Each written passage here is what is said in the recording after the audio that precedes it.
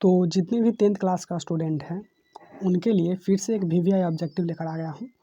ये जो है वो है प्रकाश का प्रवर्तन 10th क्लास। इसी से रिलेटेड जितना भी, हालांकि मैं टॉपिक पढ़ा चुका हूँ, फिजिक्स का है, तो हालांकि मैं इसको पढ़ा चुका हूँ, इससे जितना भी रिलेटेड वीवीआई ऑब्जेक्टिव है उसको हम लेकर आज आए हैं। ओके, तो ये जो है मेरा चैनल का नाम है रविकांत स्टडी प्लस, और ये प्रैक्टिस क्लास 3 नहीं है, ये 4 है। ठीक, यहाँ पर लिखा हुआ है 3 लेकिन 3 नहीं है। बहुत इंपॉर्टेंट प्रश्न है, आपके एग्जाम में आने वाला है। ठीक, संभावित प्रश्न है। तो चलिए हम लोग प्रश्न की ओर चलते हैं। और इससे पहले पीडीएफ आपको सॉल्यूशन के साथ, जब मैं अभी पढ़ा रहा हूँ सॉल्यूशन कर रहा हूँ, उसके साथ आपको पीडीएफ मिलेगा। ठीक, पीडीएफ लिंक करके दिया जाएगा, उस पर क्लिक कीजिए, आप डाउनलोड कर सकते हैं। तो चलिए अब हम पहले प्रश्न की ओर चलते हैं। ओके, पहला प्रश्न ये है कि प्रतिबिंब की ऊंचाई और वस्तु की ऊंचाई के अनुपात को क्या कहते हैं। तो प्रतिबिंब के और वस्तु की ऊंचाई को हम क्या कहते हैं। तो आपको पता है कि आवर्धन बराबर होता है एच डैश बराबर एच। ओके, तो एच जो है ये प्रतिबिंब का ऊंचाई है, वस्तु की ऊंचाई है, और ये जो एच डैश है वो प्रतिबिंब का ऊंचाई है। ये फार्मूला होता है। तो इसका ऑप्शन दिया हुआ है दर्पण, प्रतिबिंब, आवर्धन और अवतल। तो इसका राइट ऑप्शन हो जाएगा, वो हो जाएगा सी, यानी आवर्धन को कहते हैं। तो इसका आंसर हो जाएगा, वो हो जाएगा सी, यानी कि प्रतिबिंब की ऊंचाई और वस्तु की ऊंचाई के अनुपात को क्या कहते हैं, आवर्धन कहते हैं। चलिए अब हम चलते हैं दूसरे प्रश्न की ओर। तो दूसरा प्रश्न हमारे सामने है, वो ये है कि आवर्धन का मान धनात्मक किस प्रतिबिंब को इंगित करता है। इंडिकेट किसको करता है, अगर किसी का आवर्धन धनात्मक है तो उसका कैसा प्रतिबिंब होगा। ठीक, तो उसका वास्तविक होगा या काल्पनिक होगा या दोनों होगा, इनमें से कोई नहीं। तो अगर किसी का आवर्धन यानी एम क्या हो, धनात्मक हो, तो वो होता है ना आभासी प्रतिबिंब का क्या करता है, इंडिकेट करता है। आभासी प्रतिबिंब। ठीक, आभासी प्रतिबिंब। तो इसका जो राइट ऑप्शन हो जाएगा वो हो जाएगा बी, यानी कि काल्पनिक को ही आभासी कहते हैं। चलिए अब तीसरे प्रश्न की ओर चलते हैं। तीसरा प्रश्न यह है कि सौर ऊर्जा को संचित करने के लिए किस दर्पण का उपयोग किया जाता है। किस दर्पण को सौर ऊर्जा को संचित करने में किया जाता है। पहला है उत्तल, अवतल, दोनों या इनमें से कोई नहीं। तो आपको पता है कि सौर ऊर्जा को संचित करने के लिए अवतल दर्पण का उपयोग किया जाता है। अवतल दर्पण, यानी कि इसका राइट ऑप्शन हो जाएगा, वो हो जाएगा बी। राइट आंसर क्या हो जाएगा, बी। क्या हो जाएगा, बी। चलिए चौथे प्रश्न की ओर चलते हैं। चौथा प्रश्न है कि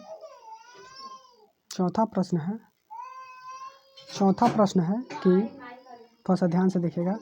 चौथा प्रश्न है कि 32 सेंटीमीटर वक्रता त्रिज्या वाले उत्तल दर्पण की फोकस दूरी क्या होगी। 32 सेंटीमीटर वक्रता त्रिज्या वाले उत्तल दर्पण की फोकस दूरी, तो आपको पता है कि फोकस बराबर होता है r/2, जहाँ r क्या है, वक्रता त्रिज्या।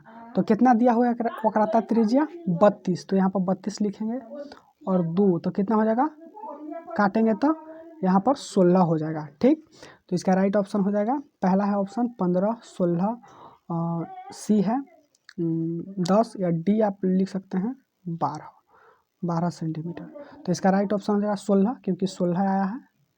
तो इसका राइट ऑप्शन आंसर हो जाएगा, वो हो जाएगा आपका बी, यानी कि 16।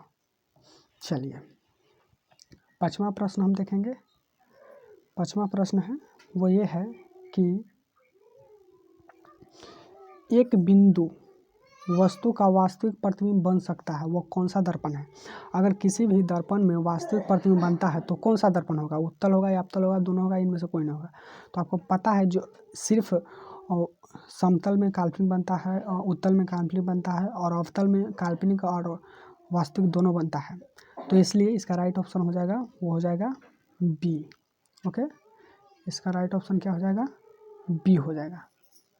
आंसर क्या हो जाएगा, बी, यानी कि अवतल में ही वास्तविक बनेगा। ठीक, अवतल में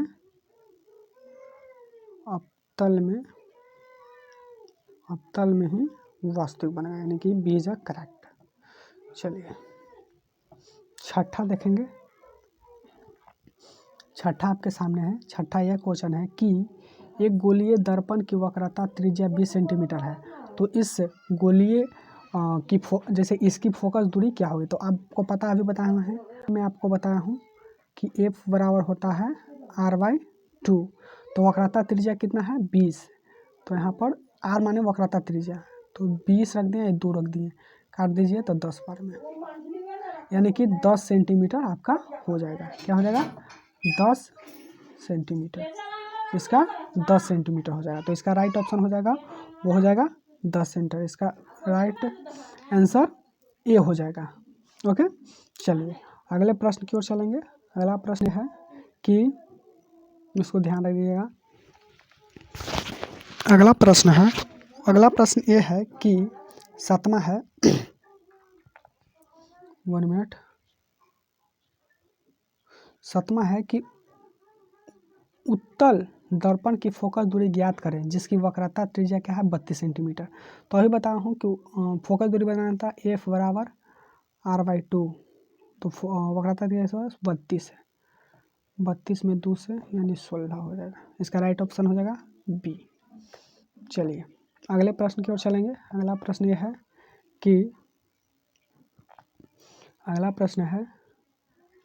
कि एक गोलीय दर्पण की वक्रता त्रिज्या 24 सेंटीमीटर है, तो इस दर्पण की फोकस दूरी, फिर यही प्रश्न है।